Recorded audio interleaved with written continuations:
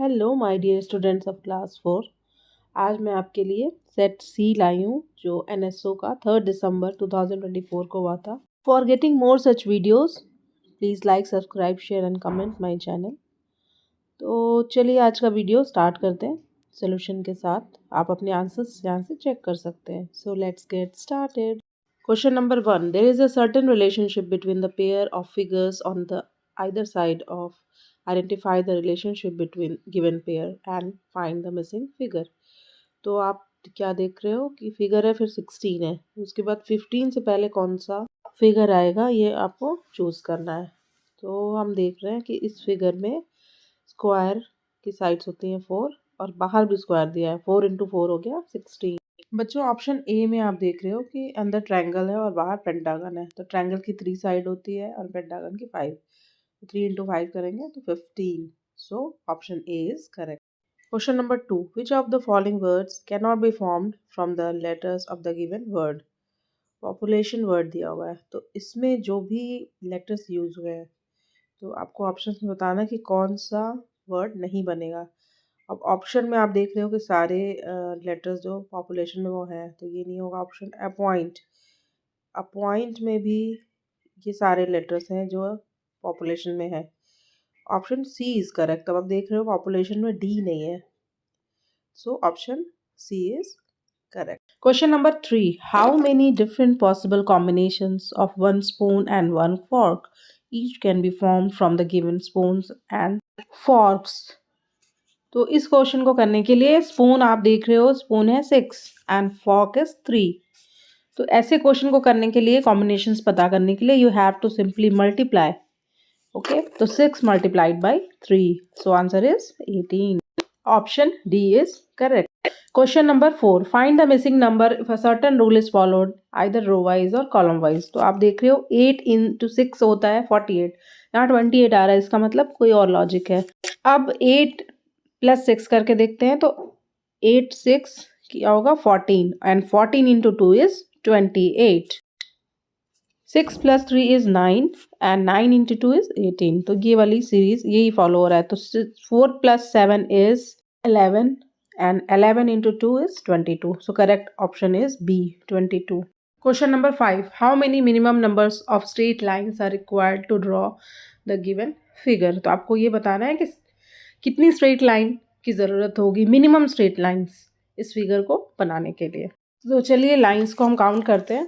1 2 3 4 5 6 7 8 and 9 10 11 12 13 and 14. So correct option is C, 14. Question number 6. Select the correct option to complete the given analogy. Picture plant, insectivorous plant. मतलब picture plant क्या है, insectivorous plant है, dash parasitic plants.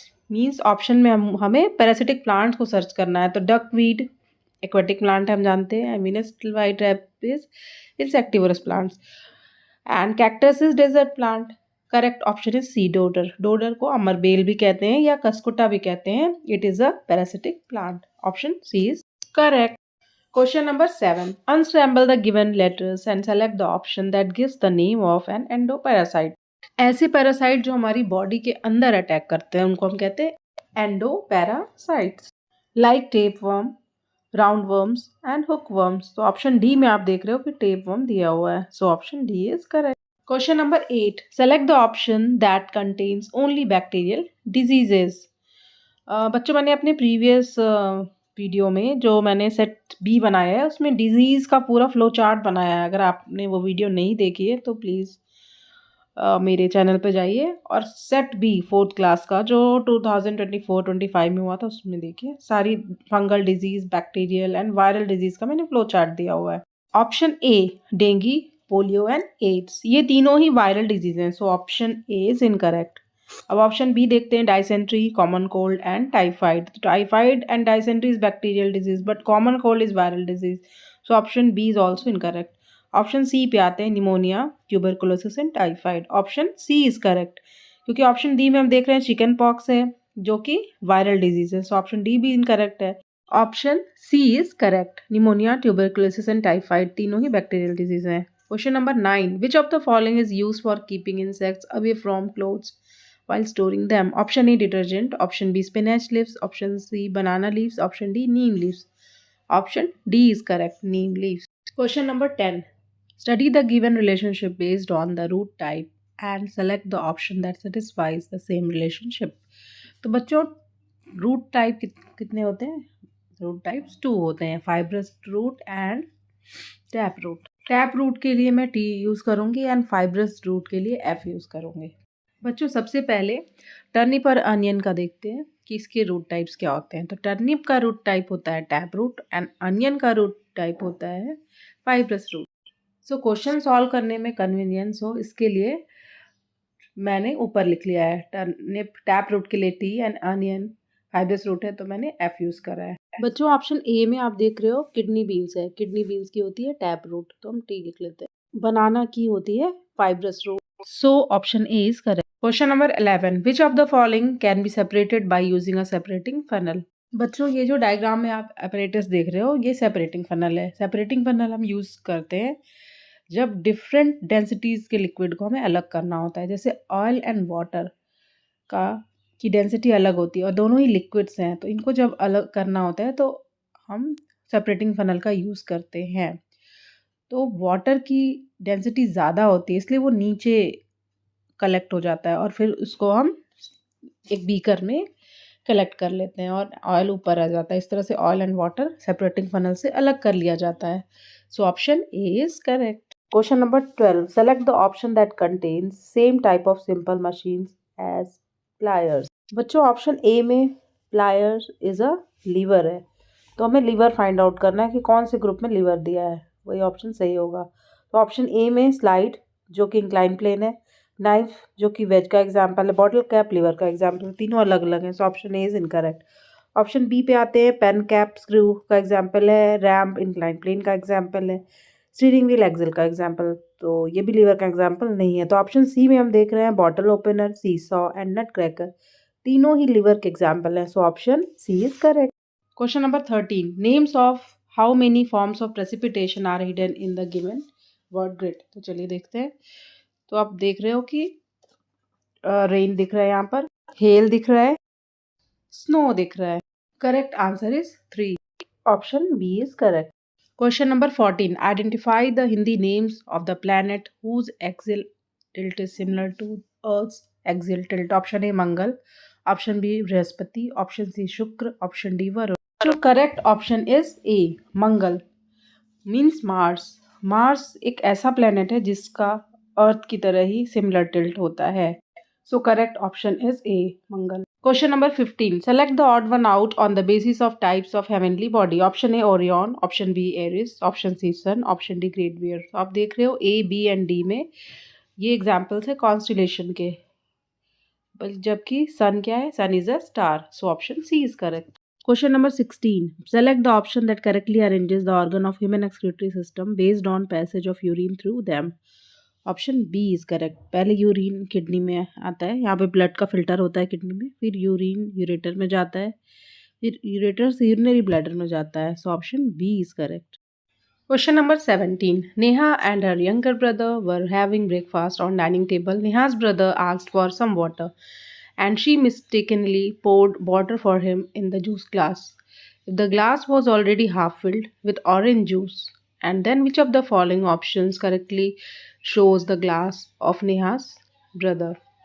तो नेहा ने क्या किया है कि ऑरेंज जूस ग्लास में हाफ भरा हुआ था और गलती से वाटर डाला है उस पर. तो ऑरेंज क्या है, orange juice is miscible in water. So option C is correct. Question number 18. Which of the following statements is incorrect? Lycra is a natural fiber. Option A. Option B. Clothes should be dried in sun to kill germs. Option C. We like to wear dark color clothes in winter. And option D. Early man wore clothes made of leaves and bark of trees. बच्चों option B, C and D are correct. So incorrect statement is option A. So option A is correct here. Question number 18. Study the given Venn diagram. Identify how many items from the box can be placed at X and select the correct option. So X ऐसा food item है जो कि body building food होता है और ये obtain from seed of a plant. तो आपको बताना है कि ये रेक्टेंगल में कौन कौन से एग्स हैं, कितने हैं जो बॉडी बिल्डिंग भी है एंड ऑब्टेन फ्रॉम सीड। तो चीज़ नहीं होगा, घी भी नहीं होगा, हनी भी नहीं होगा, पनीर भी नहीं होगा, एग भी नहीं होगा, शुगर तो कार्बोहाइड्रेट का स्रोत है। Tofu is the right answer. Tofu soybean के सीड से बनाया जाता है। So option A is correct. केवल वन ही है इसमें।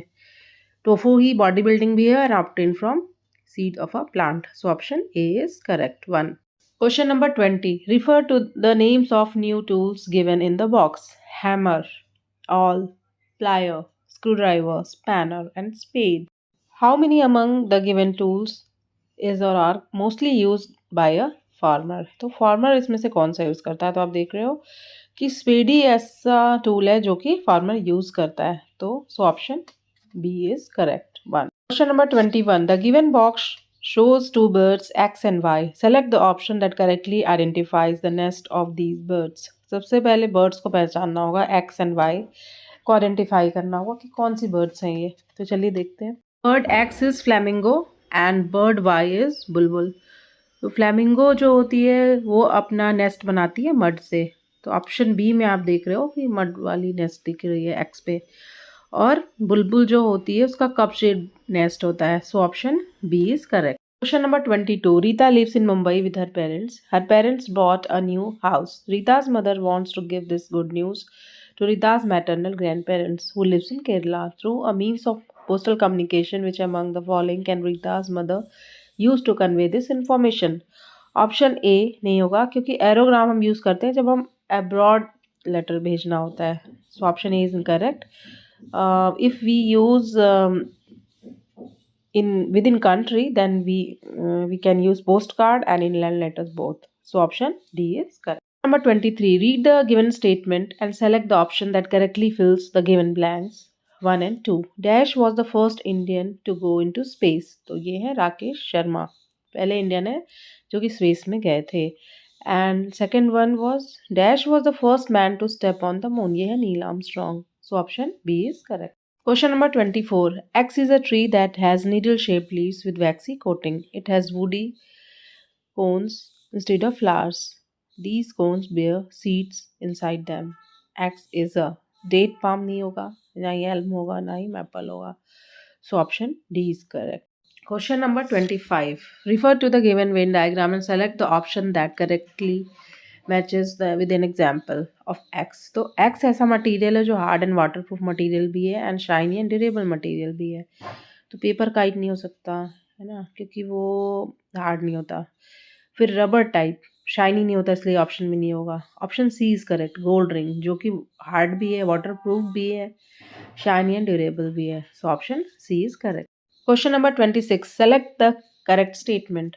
Option A. Frictional force can act only if the surfaces are in contact with each other. This statement is true. तो बच्चों आपको यहाँ पे correct statement ही पूछ रहा है. So option A is correct.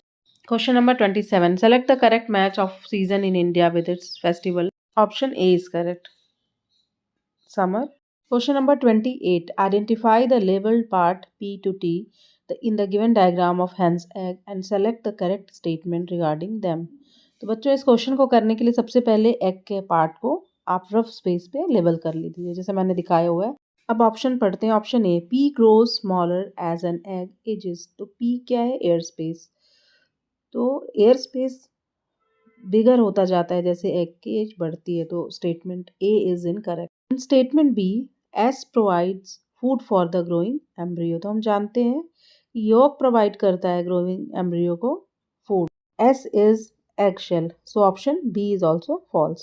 Option C, tea develops into chick. Option D, R is rich in water and protein. तो R क्या है? Yolk. Yolk rich in fat होता है. So this statement is also false. So option C is correct. Question number 29. Which of the following microbes causes disease like tuberculosis and typhoid? बच्चों ये question repeat हो रहा है। Question number 8 में भी same question था।